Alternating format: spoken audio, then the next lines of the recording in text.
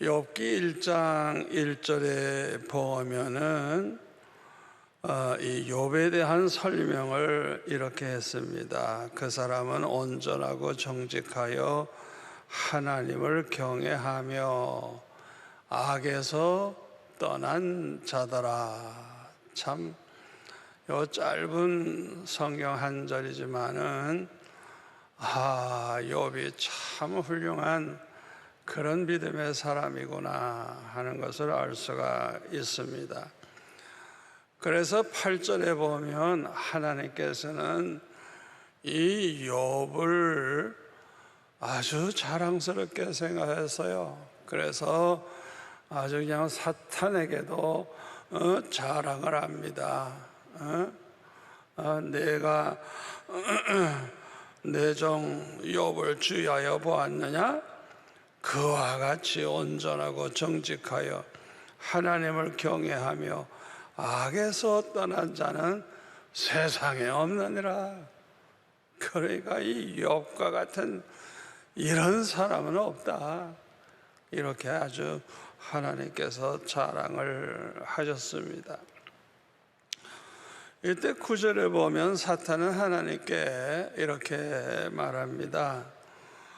욥이 어찌 까닭 없이 하나님을 경외하리까?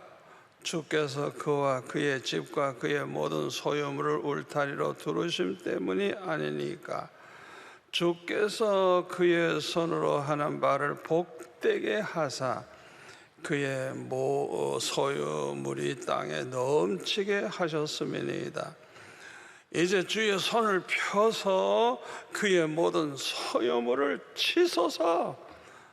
그리하시면 틀림없이 주를 향하여 욕하지 않겠습니까? 하고 이렇게 말을 합니다. 이 사탄이라고 하는 것은 아주 심보가 고약합니다. 그냥 어떻게 해서든지 욥을 그냥 넘어뜨리려고. 욥이 복 받는 게 그냥 그렇게 배가 아파가지고 어떻게 해서든지 이 욥을 괴롭히려고 이렇게 말을 하는 것입니다. 그런데 12절에 보니까 하나님께서 이 사탄에게 말씀하시기를 내가 그의 소유물을 다 내 손에 맡기노라. 다만 그의 몸에는 손을 대지 말지니라. 이렇게 말씀하셨어요. 그 건강에는 손을 대지 마라. 다른 것은 너한테 맡긴다. 너 마음대로 해라. 이렇게 허락을 했어요. 우리 하나님께서 왜 이렇게 말씀하셨을까요? 우리 하나님은 전지전능하신 분입니다. 우리 하나님은 전지전능하신 분이에요. 이 욥을 신뢰하고 계셨어요. 이렇게 어려움 당할 때 욥이 어떻게 이제 반응을 할 것인가 알고 계셨어요. 우리가 사람들끼리도 그래요. 우리가 사람들끼리도 그 사람을 신뢰해 주는 거는 굉장한 사람입니다. 다른 사람은 뭐 별별 소리 다 하고 뭐 그냥 쓸데없는 소리 해도 아니야, 그 사람은 절대 그런 사람 아니야 하고 아주 그 사람을 신뢰해 주는 거, 이거는 아주 대단한 사랑입니다. 대단한 사랑. 그러니까 하나님께서 이 욥을 얼마나 사랑하시는가 알 수가 있어요. 그런데 이제 이 사탄은 하나님의 허락을 받고 욥의 재산과 자녀들을 다 거둬가 버리죠. 15절에 보면은 스밧 사람이 소와 나귀를 빼앗고 칼로 종들을 죽였다 그러고, 16절에 보면은 그냥 하늘에서 그냥 불이 내려와 가지고 양과 종들을 살라버렸다 그러고, 또 17절에 보면 갈대아 사람들이 새 무리를 지어 쳐들어와서 낙타를 빼앗고 종들을 다 죽였다 그러고, 18절에 보면 욥의 10남매가 맏아들 집에서 음식을 먹고 포도주를 마실 때 그냥 갑자기 큰 바람이 불어서 태풍과 같은 그냥 강한 바람이 불어가지고 집이 무너져서 그냥 몰살하고 말았다는 거예요. 그리고 한순간에 동방에서 제일 부자였던 이 욥이 그 재산이 다 날아가 버린 거예요. 그리고 그렇게 십남매나 하나님이 주셔서 잘 길렀는데 한순간에 다 잃어버린 거예요. 이때 욥의 그 마음이 얼마나 슬프고 비참했겠습니까? 그러나 이 욥은 1장 22절 말씀대로 하나님을 원망하지 않아요. 하나님 앞에 범죄하지 않아요. 뭐라고 얘기하는 거 하니 21절에 보니까 내가 모태에서 알몸으로 나왔은즉 또한 알몸이 그리로 돌아갈 올지라. 주신 자도 여호와시요 거두신 이도 여호와시오니 여호와의 이름이 찬송을 받으실지니이다. 우리가 축복을 받을 때 감사하고 하나님을 찬양해도 하나님이 기뻐하시겠지만은 이 욥처럼 큰 재앙이 몰려왔을 때도 이렇게 하나님 앞에 감사하고 찬양하는 것은 더욱더 하나님을 기쁘시게 하는 일입니다. 우리 하나님이 얼마나 기뻐하셨겠어요. 이 욥이 뭘 감사했을까요? 다 잃어버리는데 감사할 게 뭐 있어요? 찬양할 게 뭐 있어요? 지금까지 받아 누린 축복이 얼마나 크냐. 그동안 하나님의 축복으로 동방에 제일 가는 부자로 살았잖아요. 얼마나 받은 복이 많아요. 우리가 꼭 이 욥의 신앙을 본받아야 돼요. 당장 어려움 당한다고 탄식하고 원망할 게 아니라 그동안 하나님이 주신 은혜가 얼마나 크고 받은 복이 얼마나 많은가, 그걸 잊어버리지 말고 항상 우리는 감사해야 되는 것입니다. 욥기 2장 3절에 보면은 하나님께서는 사탄에게 또 욥에 대해서 이렇게 자랑을 하십니다. 네가 내 종 욥을 주의하여 보았느냐? 그와 같이 온전하고 정직하여 하나님을 경외하며 악에서 떠난 자가 세상에 없느니라. 네가 나를 충당하여 까닭없이 그를 치게 하였어도 그는 여전히 자기의 온전함을 굳게 지켰느니라 하면서 그냥 우리 하나님께서 아주 또 이 욥을 자랑하십니다. 그랬더니 이번에는 그 2장 5절에 보니까 이제 주의 손을 펴서 그의 뼈와 살을 치소서 그리하시면 틀림없이 주를 향하여 욕하지 않겠나이까 그랬어요. 그러니까 몸을 치라 그래요. 아파서 그냥 통증이 그냥 항상 떠나지 않게 해서 그냥 고통 중에 살게 해보라고. 그러면 분명히 주를 향해서 욕을 할 거라고. 그러니까 하나님께서 6절에 보면은 사탄에게 내가 그를 내 손에 맡기노라. 다만 그의 생명은 해하지 말지니라. 생명은 건드리지 마라. 그러나 그 육신을 네가 마음대로 해라. 그렇게 허락을 했어요. 그랬더니 2장 7절 8절에 보면은 그냥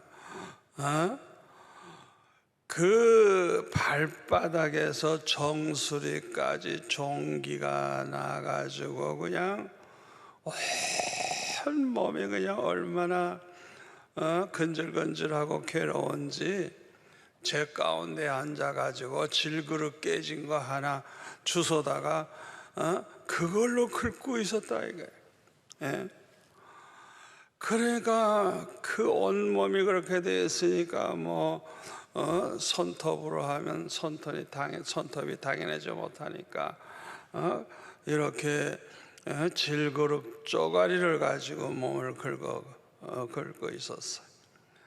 구절에 보니까 그 꼴을 보니까 그의 아내가 얼마나 화가 나고 속상했길래 이렇게 말합니다. 예? 당신이 그래도 자기 온전함을 굳게 지키느냐? 하나님을 욕하고 죽으라. 예? 이렇게 아주 믿음 없는 소리를 합니다. 그때 10절에 보면은 욥은 이렇게 대답합니다.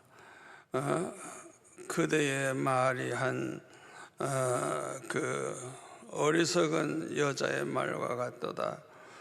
우리가 하나님께 복을 받았은즉 화도 받지 아니하겠느냐. 이야, 참 이 욥 대단한 신앙이죠. 대단한 신앙이죠. 예? 그동안 우리가 하나님으로부터 복을 받았는데 하나님이 화를 내시면 화도 받아야 되지 않겠느냐. 절대 주권을 가지신 하나님이 하나님의 뜻을 따라 하시는 건데 참 이걸 그대로 받아들이는 거예요. 이 욥이 그냥 얼마나 얼굴과 온몸이 비참해졌는지 2장 11절 12절에 보니까요, 욥의 세 친구, 아주 친한 친구입니다. 욥을 위로하기 위해서 멀리서들 찾아온 사람인데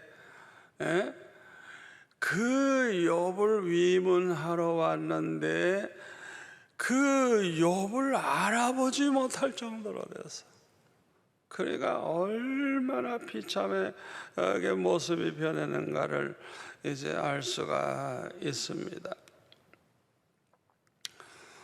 여러분이 이런 경우를 당해봤는지 모르지만은 누구나 이 욥과 같이 이렇게 고통이 심하면 누구나 다 차라리 살기보다는 빨리 죽고 싶은 마음이 생겨나기 마련입니다. 하루하루 그냥 큰 고통 속에서 사는 것보다 빨리 죽어버리자, 그런 마음이 생겨요. 그러니까 욥도 얼마나 괴로웠는지 3장 1절에 보니까 자기의 생애를 저주했다 그랬어요. 그리고 11절에 보면 어찌하여 내가 태에서 죽어 나오지 아니하였던가. 우리 어머니가 나를 낳을 때 좀 내가 유산이 돼가지고 죽어 나왔더라면 얼마나 좋았을까. 이야, 참 이런 욥과 같은 그런 생각을 여러분들 해본 적 있어요? 저는 해봤어요. 저는 6학년 때 은혜 받고 일생을 주님 위해서 살겠다고 생각을 하고, 나는 어떻게 해서든지 이 나라를 복음화해서 다 예수 믿는 나라를 만들겠다, 그리고 땅끝까지 복음을 전하겠다, 그런 생각을 하고 아주 일생의 계획을 세웠어요. 아주 정확하게 계획을 세워서 적당하게 내가 죽는 날까지도 결정을 내가 했어요. 딱 나 이렇게 살다가 나 이렇게 죽는다. 그렇게 이제 어렸을 때 계획을 세웠는데요, 아니 하나님의 기뻐하실 일인데 그때부터 그냥 얼마나 큰 시험과 시련과 연단이 오는지, 아이고 얼마나 걱정이 많고 고통이 많은지 그 학교 다닐 때 중학교 1학년 때부터 하루에 3번씩 교회 가서 기도했어요. 그리고 그 다음에 밤에는 철학기도, 금식기도, 때로는 산에 올라가서 기도하고, 너무너무 괴로우니까 그렇게 하나님 앞에 그냥 부르짖다가 보니까 하나님께서 은혜를 주시더라고요. 그렇게 간절히 기도하다 보니까 은혜도 받고 또 축복도 받았어요. 그런데 놀라운 것은요, 내 형편과 처지는 더 나빠지는 거예요. 더 나빠지는 거예요. 세상에 그냥. 에? 그러니까 그냥 더 괴로운 거야. 더 괴롭고 그냥 더 큰 시험에 시달리게 되는 거예요. 제가 나중에 깨달은 건데 왜 하나님이 그렇게 하시느냐. 고린도전서 10장 13절 말씀대로 감당하지 못할 시험은 허락하지 않는데요. 그러니까 내가 그냥 결사적으로 기도하면서 은혜를 받아서 내 믿음이 더 강해지면 강해질수록 더 세게 더 큰 환난을 주시는 거예요. 알고 보니까 우리가 그걸 알아야 돼요.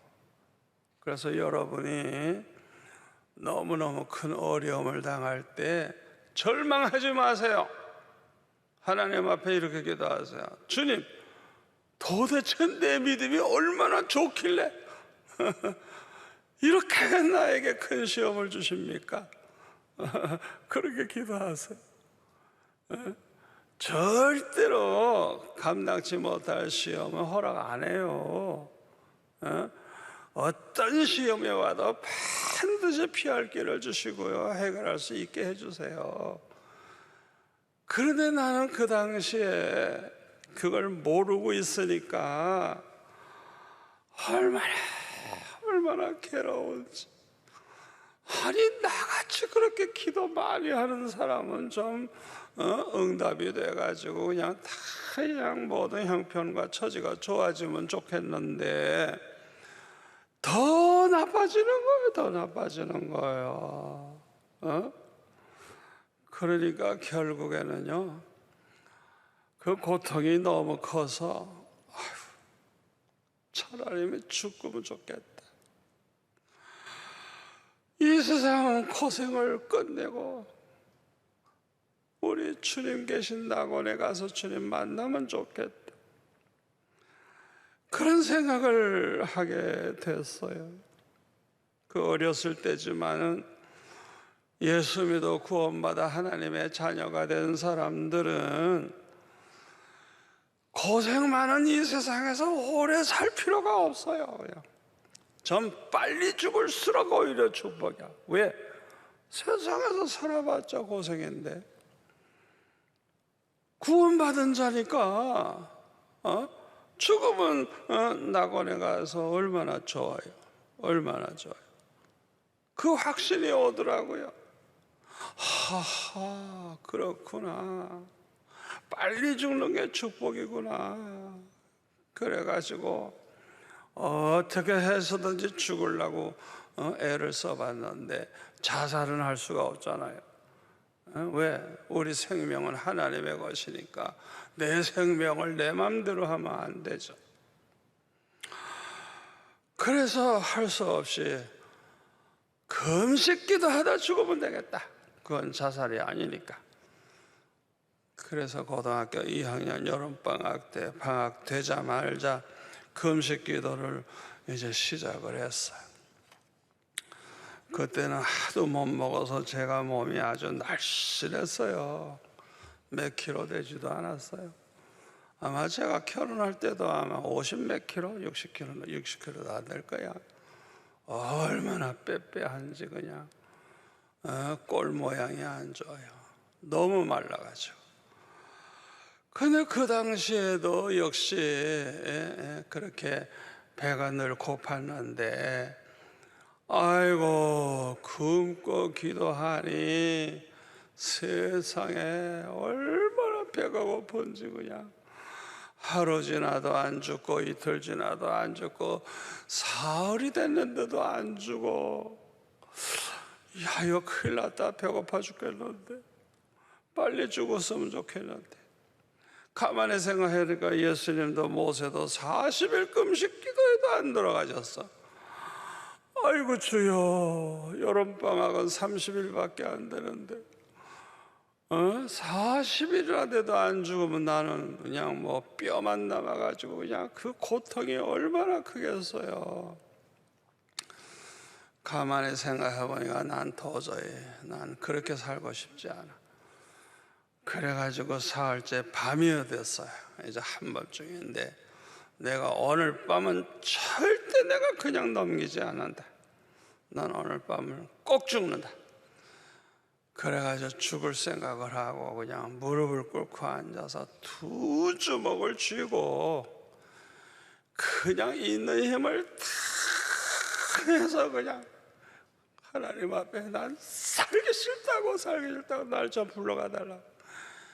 그냥 결사적으로 기도했어요. 그냥 있는 힘을 다해서. 여러분 그런 기도 해봤어요?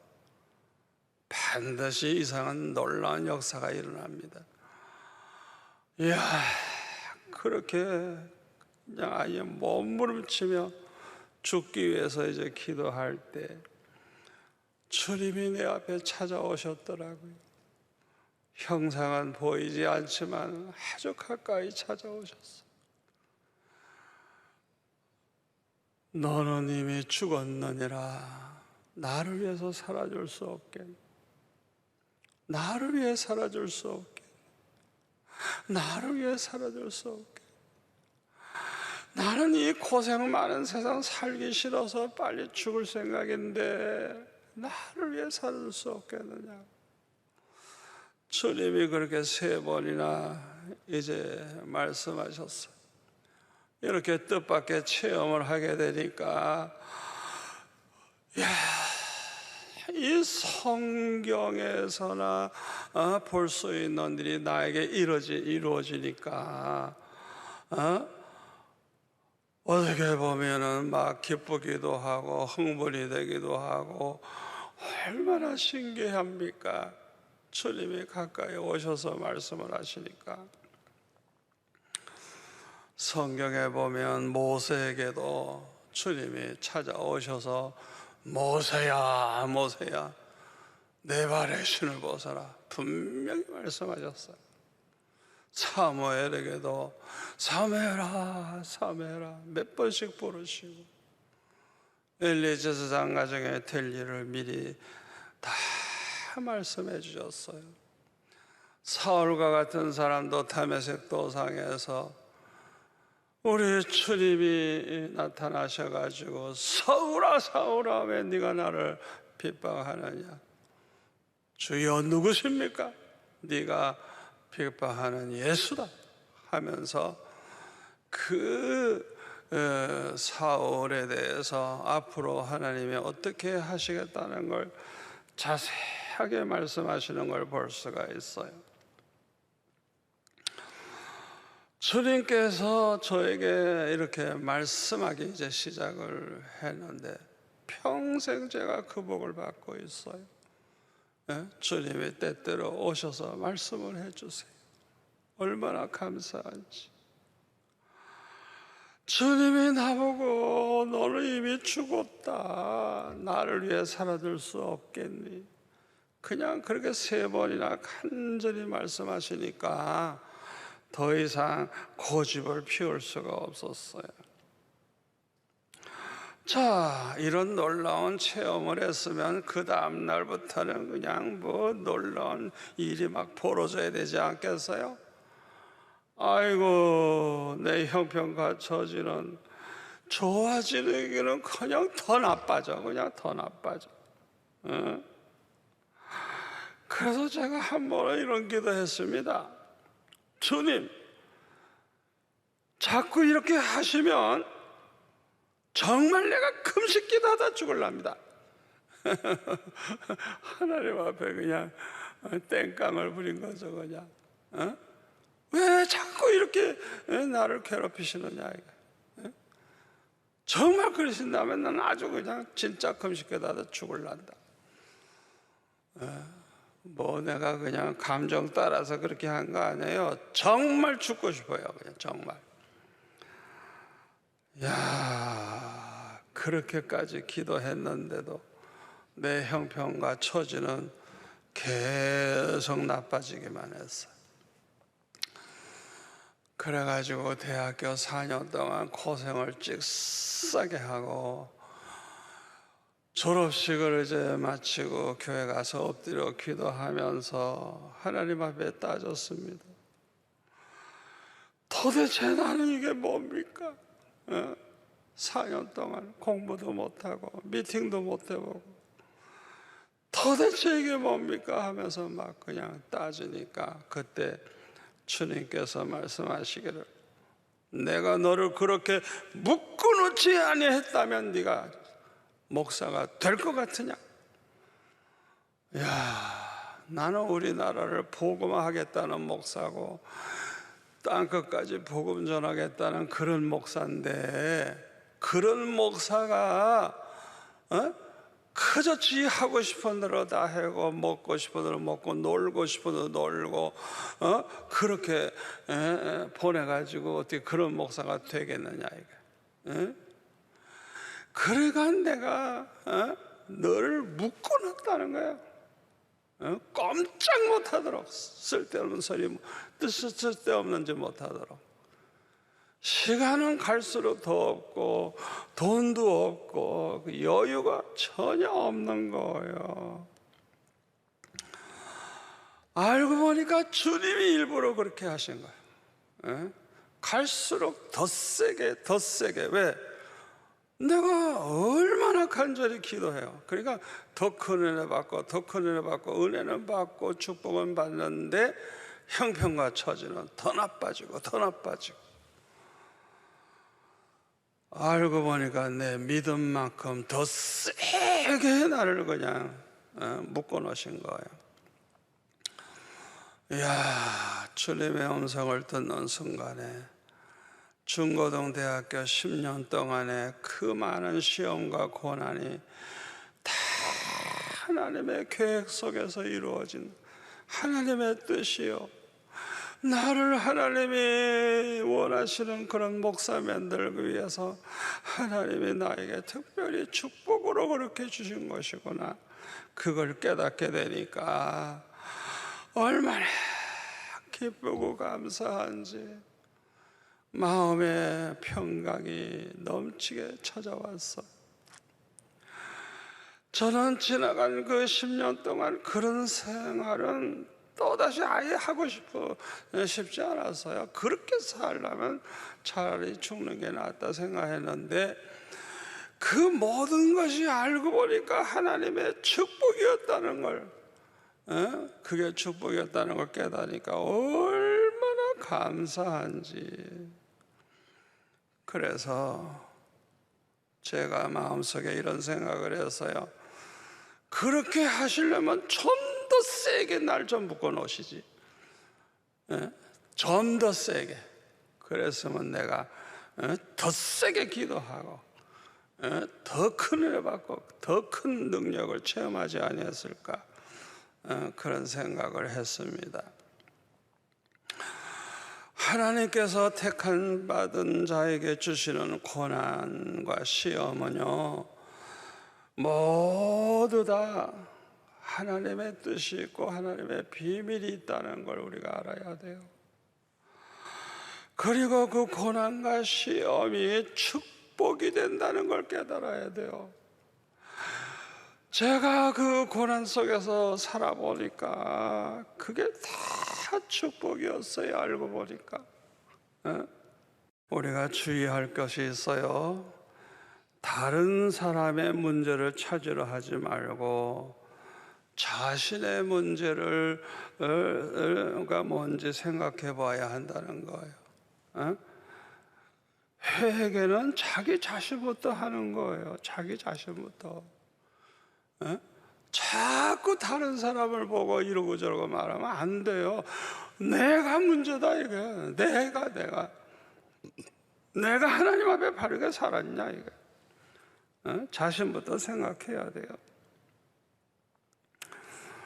그런데 이 욥이 이렇게 큰 고통 속에 시험 당할 때 가장 욥을 괴롭히는 게 있었어요. 그게 뭐예요? 아무리 기도해도 하나님의 침묵을 지키시는 거예요.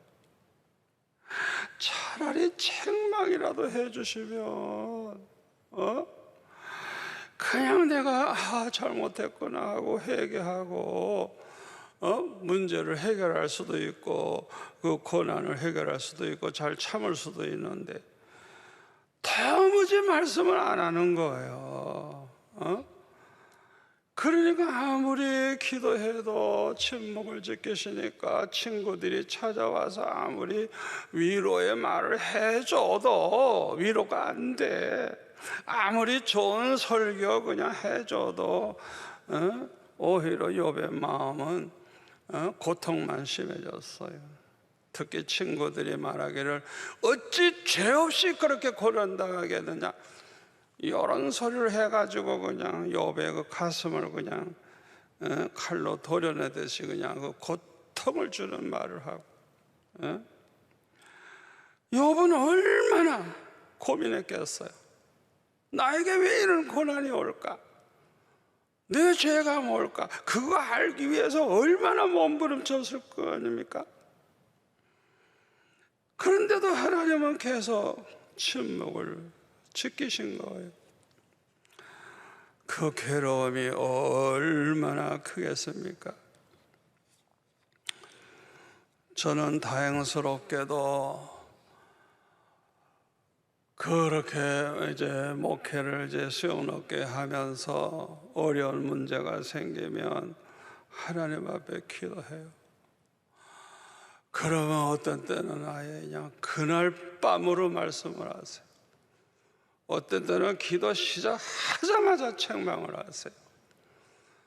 그래서 그럴 때마다 문제를 해결하고 저는 그래서 얼마나 행복했는지 몰라요.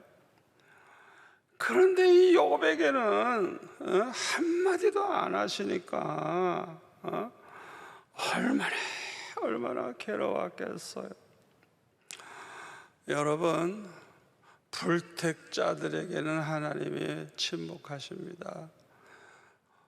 하나님의 자식도 아니고 지옥 갈 인간들, 그 사람들하고 말할 필요도 없어요.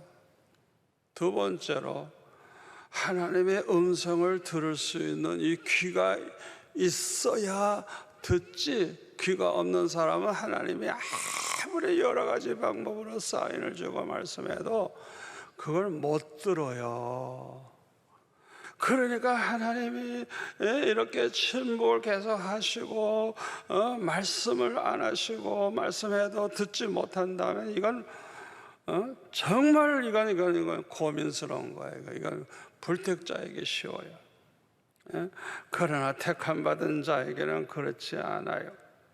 하나님께서 얼마 동안은 침묵을 지키시지만은 반드시 찾아와 주시고 반드시 말씀해 주세요.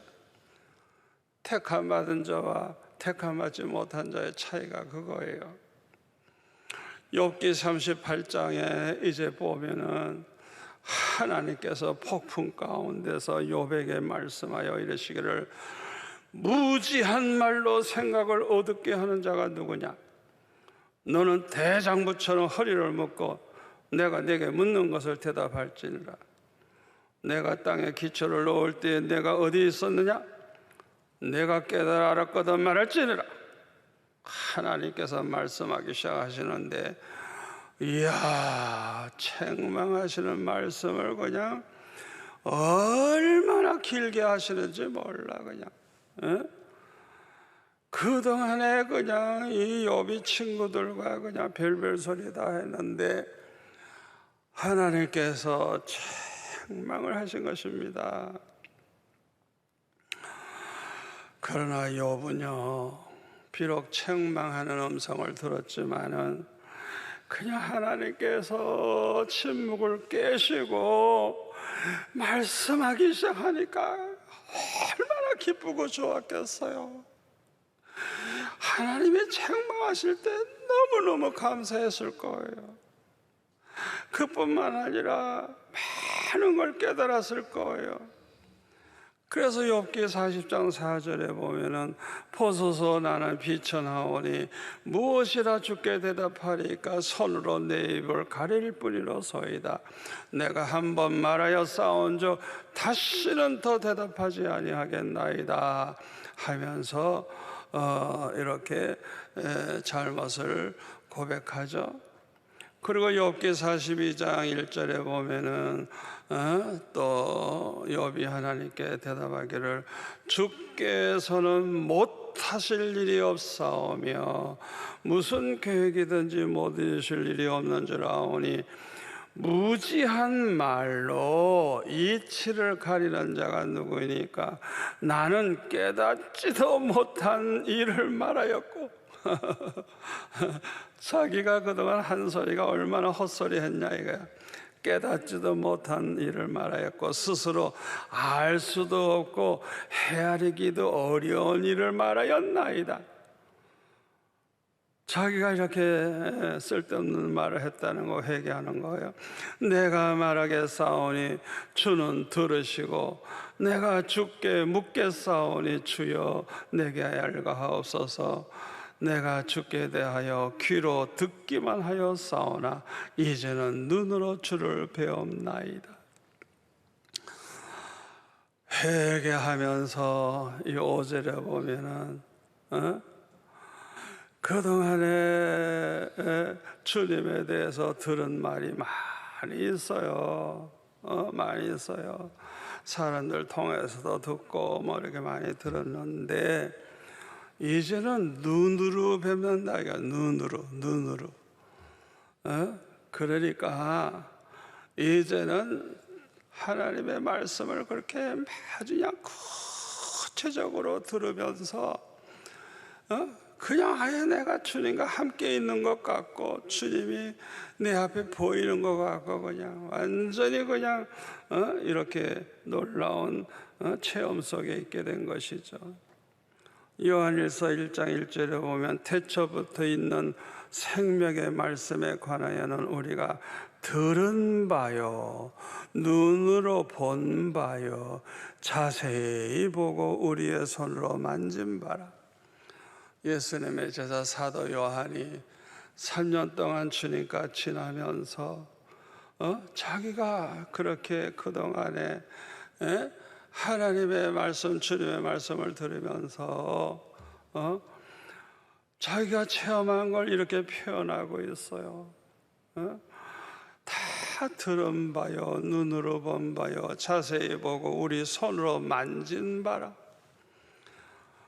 완전히 체험을 아주 확실하게 해서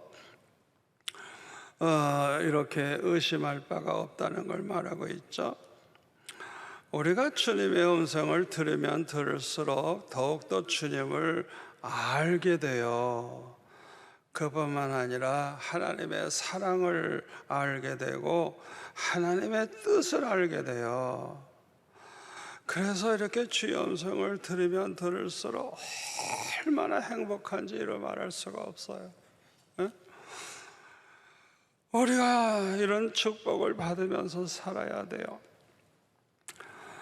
욥이 42장 6절에 보니까 회개합니다. 하나님 앞에 회개해요. 이런 욥에게 하나님께서는 갑절의 축복을 주세요. 갑절의 축복. 이 욥이 갑절의 축복을 받은 후에 많은 것을 깨닫고 아마 후회도 했을 거예요. 첫 번째로는 내가 믿음의 말만 할 걸. 괜히 뭐 생애를 저주하고 그냥 뭐 쓸데없는 소리하고 아이고 죽고 싶다 그러고 아이고 그걸 후회했을 거예요. 처음에 그렇게 참 믿음의 말을 했던 것처럼 믿음의 말만 해서 했으면 얼마나 좋았을까. 후회했을 거예요. 두 번째로는 로마서 8장 28절, 하나님을 사랑한 자, 그때 따라 부르심을 입은 자들에겐 모든 것이 합력하여 선을 이룬다. 하나님의 택한 백성, 부르심을 받은 백성, 또 하나님을 사랑하는 믿음이 있는 이런 사람들에게는 어떤 일이 일어나도 합력하여 선을 이룬다. 그것이 가장 좋은 결과를 가져오고 축복이 된다는 거야. 그 말씀을 그냥 100% 우리는 믿고 무조건 감사만 하면서 살면 얼마나 좋았을까. 아마 이 욥이 그런 후회를 했을 거예요. 그리고 세 번째로는 아무리 큰 환난이 와도 시편 50편 5절의 말씀대로 환난 날에 나를 부르라, 내가 너를 건지리니 내가 나를 영화롭게 하리로다. 그 환난 중에 기도해라. 반드시 내가 너를 환난에서 건져준다. 그리고 네가 나를 영화롭게 할 것이다. 그러니까 이 환난이라는 것은 하나님께 영광 돌릴 기회가 되는구나. 그걸 생각하고 우리는 환난 때에 무조건 어떻게 하면 내가 이 어려움 속에서 하나님께 영광 돌릴까, 그 생각만 하면 되는 것이죠. 우리가 평안하고 모든 게 잘 될 때 하나님 앞에 감사하고 영광 돌리는 것도 하나님 기뻐하시겠지만 이렇게 환난 중에 큰 고통 중에 하나님께 감사하고 영광만 돌리면서 살면 더욱 하나님을 기쁘시게 할 수가 있을 것입니다. 요한일서 3장 21절 22절에 보면 사랑하는 자들아, 만일 우리 마음이 우리를 책망할 것이 없으면 하나님 앞에서 담대함을 얻고 무엇이든지 구하는 바를 그에게서 받나니 이는 우리가 그의 계명을 지키고 그 앞에서 기뻐하시는 것을 행함이라. 사도 요한이 뭘 기도하든지 다 응답을 받았어. 그런데 그 비결을 가르쳐 주는 거예요. 첫째는 주의 계명을 지키고, 두 번째는 주님 앞에서 기뻐하시는 것을 행하기 때문이다. 여러분, 주님이 기뻐하시는 것이 뭐예요? 첫째, 감사만 하면서 사는 거예요. 감사만 하면서, 범사에 감사합니다. 두 번째는 항상 기뻐하며 사는 거예요. 이렇게 살면 이게 하나님께 영광이 되고 하나님을 기쁘시게 해요. 그 다음에는 저절로 전도가 돼요. 이렇게 사람들이 못 살겠다 그러는데 어떻게 예수 믿는 사람들은 저렇게 얼굴에 기쁨이 넘칠까? 전도가 돼, 전도가. 세 번째로는 믿음의 말만 하면서 살 때 우리 하나님이 기뻐하실 것입니다. 그래서 우리는 항상 어떻게 하면 하나님을 기쁘시게 할까?